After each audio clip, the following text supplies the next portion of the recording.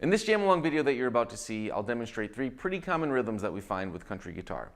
After I demonstrate them, we'll learn them, and finally in the last video we'll talk about how we can relate some of what we're doing back to some pretty common chord shapes and hopefully be able to play these rhythms in any key.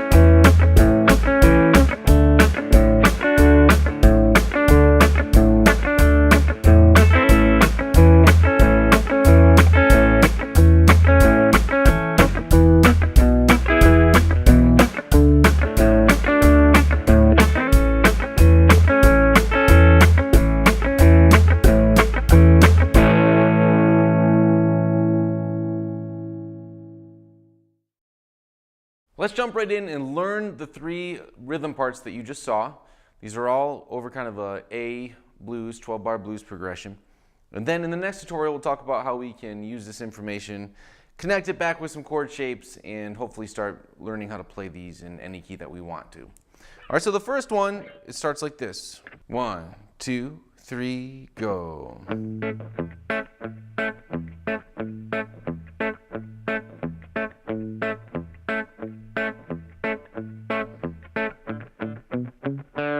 Then we're to the D chord, right? So let's just start by getting our pick and our fingers in the right place. Pick's going to be on this open A string, and pointer finger's going to be barring the 2nd fret of G and B. We'll pick this open A string and we'll alternate to this low E string, and we'll be clucking with our 3rd finger and our 4th finger on the right hand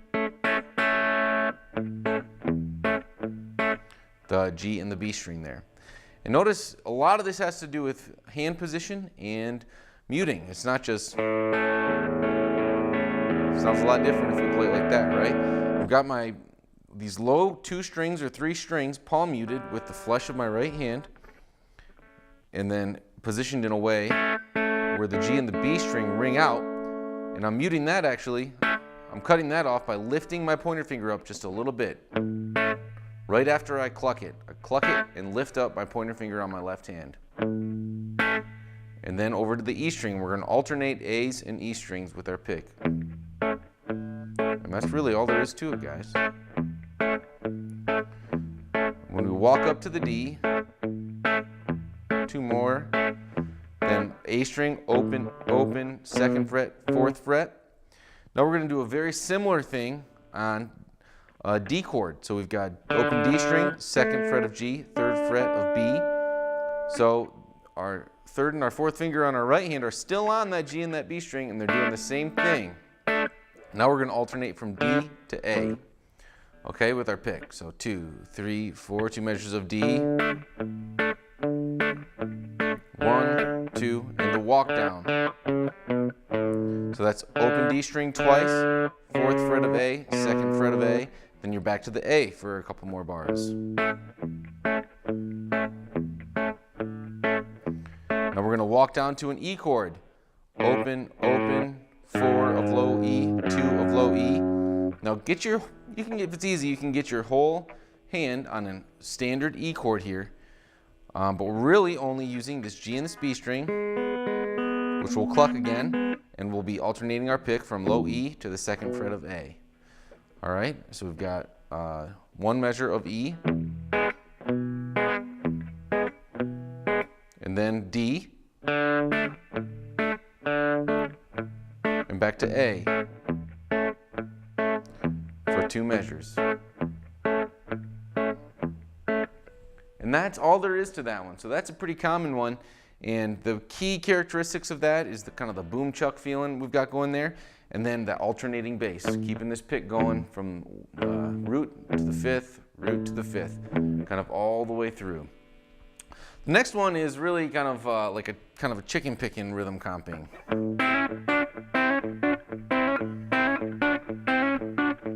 That's kind of the basic behind it, then we throw some riffs in. So let's get our fingers on that. This is over an A chord.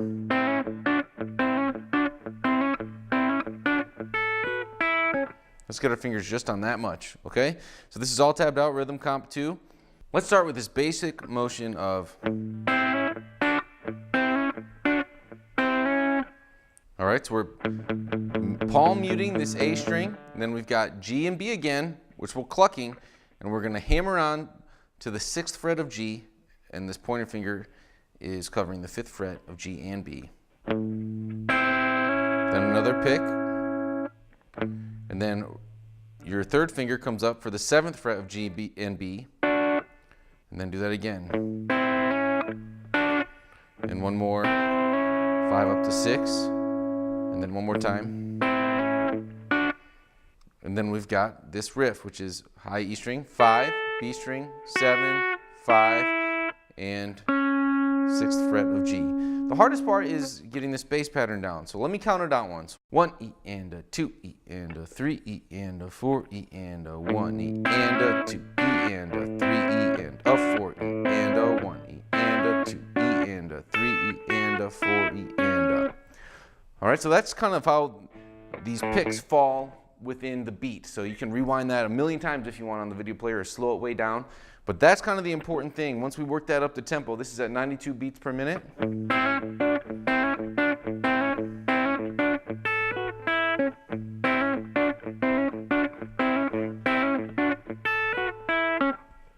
That's the hardest part, just getting that pattern down. Keeping this A string palm muted, and again, we don't want to let these all ring out all the time, right? It's not that we're kind of pulling up on them just a little bit after we hit those notes.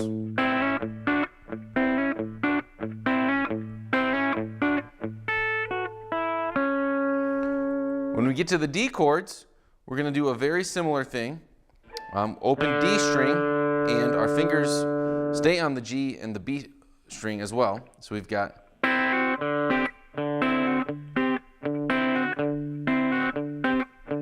same riff.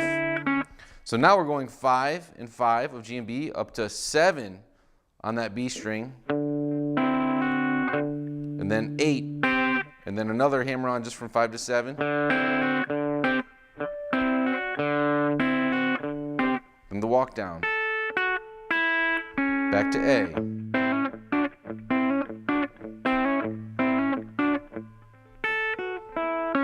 And now we've got an E chord, so we're going to go low E string, and same kind of thing though. We got 7, 7, hammering up to 9, to 10, another hammer on, 10, then back to D, same thing with the D chord.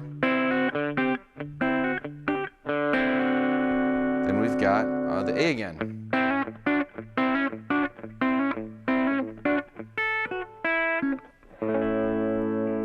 And that's really all there is to that one. Again, that's easier said than done, right? It just takes a lot of practice and going really slow. Pull out the metronome, start at 60 or 65, maybe 70 BPM, and really lock it in and slowly work your way up. And this style gets more fun the more fast we can do it.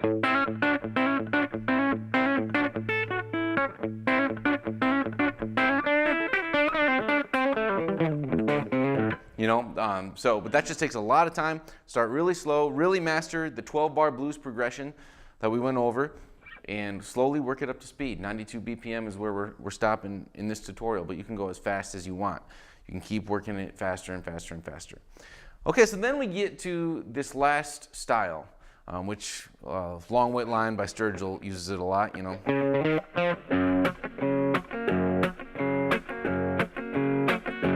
We're We're just using our pick the whole time. We're not using our fingers anymore.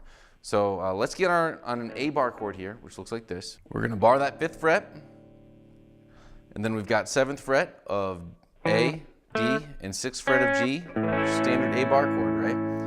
The other chords we're going to need are a D chord, standard D chord, so that's 5, 7, 7, 7, and an E chord, which is 7, 9, 9, 9. And the whole thing with this style is hitting the root, and then chunking, and then the 5th, which in this chord shape is the E string and then the A string. When we get to here, it's then we're going from this A string over to this E string, A. All right, and then same thing on the E, because it's this shape, we're going from the A string to the E string for the alternating 5th.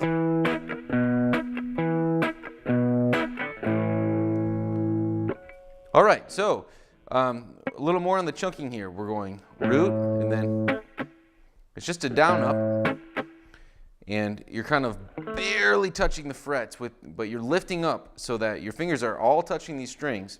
It's very muted, but the strings aren't making full contact with the fret. You've just got to mess around with it enough till you find that right balance.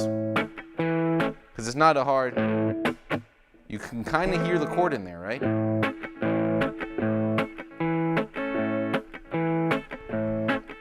And you've got to be pretty precise with your pick so you can hit this root, 5th, root, 5th, root, 5th, root, 5th.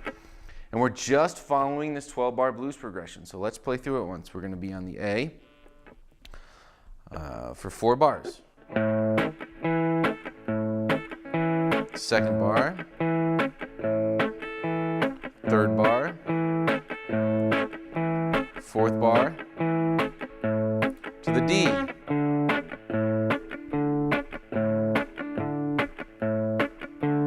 back to the A,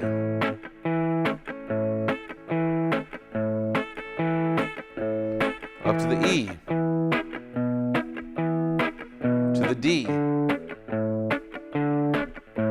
and to the A.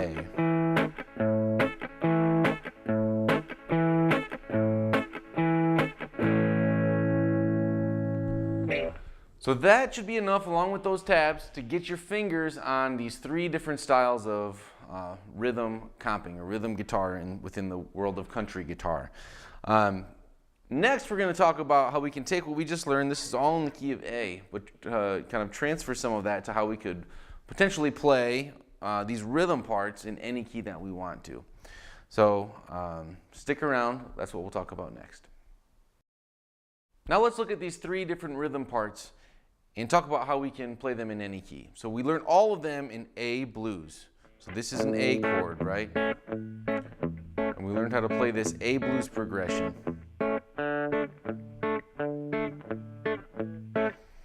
With this style, what we're going to think about is the shape of the chord. Open, 2, 2, 2. And we have this D, which is shaped like this. And then we have this E chord,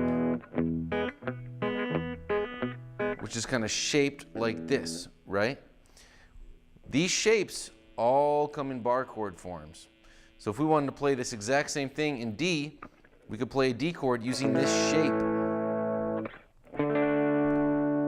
This is the same shape as this, right? They're different chords though. So if we wanted to play that progression in D, we could start on a D using this shape bar chord and just do it the exact same way. Go to the G, we're going to play this shape, right? But we're going to play it up here. It's all still relative to each other because we want, if we're in D, we want to play 1, 4s, and 5s, Ds, Gs, and As.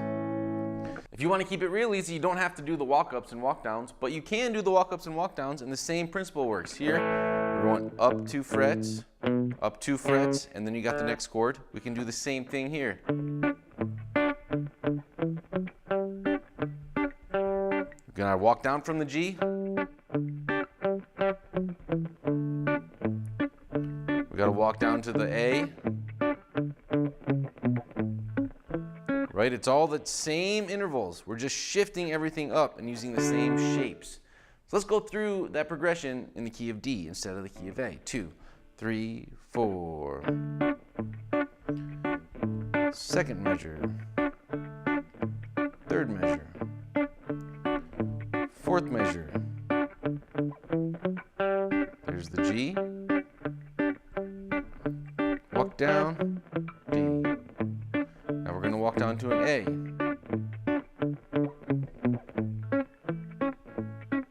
To a G. And the D.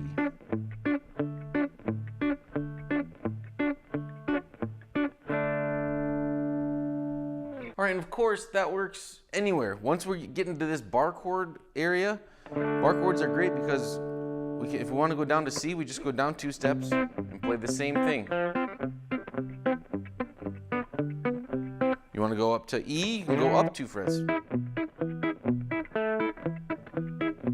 You know? So once we're getting to this bar chord mentality, you can literally play that anywhere on the neck. You just need to make sure you're keeping that 1, 1, 4, 5 relationship intact as we move through that progression. Okay, let's move on to the more chicken picking-y style.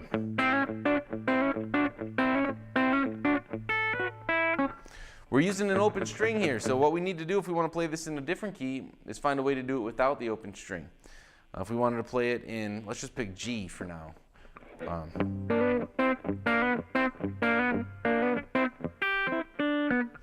You can do it like that, or you could do it like this.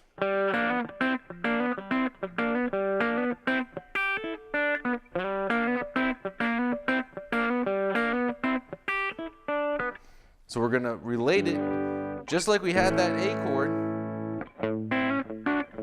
See how that ties back to this A bar chord? If you want to play that progression, pick what key you're in. If we're in the key of G, and find that bar chord, we're going to go down to G, and now we're going to play those same riffs. We just got to find a way to play the bass note. You can slide your pointer finger over. Sorry. That can be pretty tricky, or you can just leave this ring finger down here, roll it up, riff. When we get to the 4 and 5 chord, which up here, we had another open string, right? We can do the same thing if we're in G. 1, 4, 5 is a C and a D. So when we get to that C, we could play. That's not as hard actually if we got this 3rd fret of A and we're also using that to bar the G and the B string.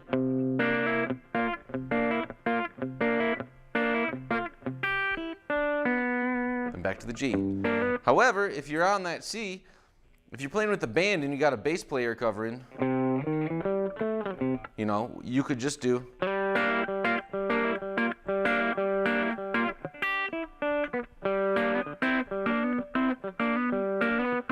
You could just use this as your root, this 3rd fret of the D string, and play it. The same thing you were doing on the C chord, the 4 chord,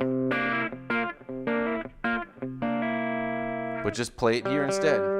It's actually the 5th of the chord, but if you've got a bass player covering the root, you can play. Of course, the same thing would apply to the D, it's just 2 frets up. Or, and again, once we transition these into bar chord language, we can play it anywhere. You find your root key if you want to play it in the key of B, and then you need 4s and 5s, and you need to structure the progression around that. So to play this progression, on B, we'd go B,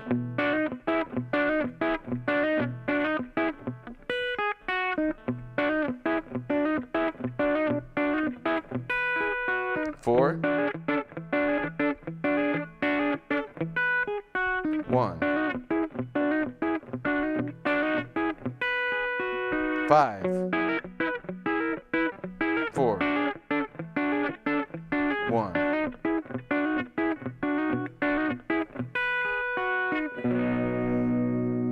So once we start getting these in our heads in chord shapes and bar chords and figuring out ways to cover these roots and, you know, being creative sometimes and understanding that it's not a perfect science, you can start playing these in absolutely any key and it really opens up the fretboard.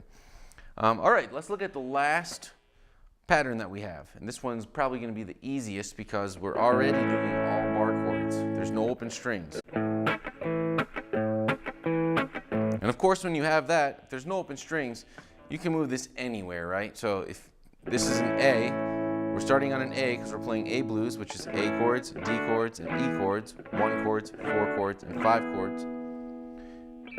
We could start it on any note. We could play F sharp blues like we do for Long White Line. We just need to start on an F sharp chord and have B's for the 4 and C sharps for the 5. So the progression in F sharp would look like this. 3,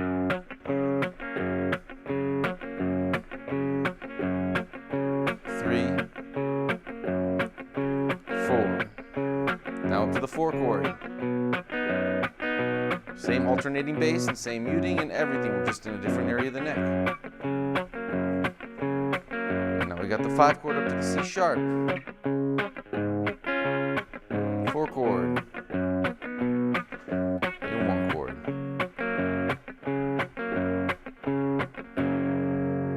So again, since this one's a bar chord, it's super easy. Just pick your starting note and just keep that same relationship of 1, 4 to 5 going for the whole progression.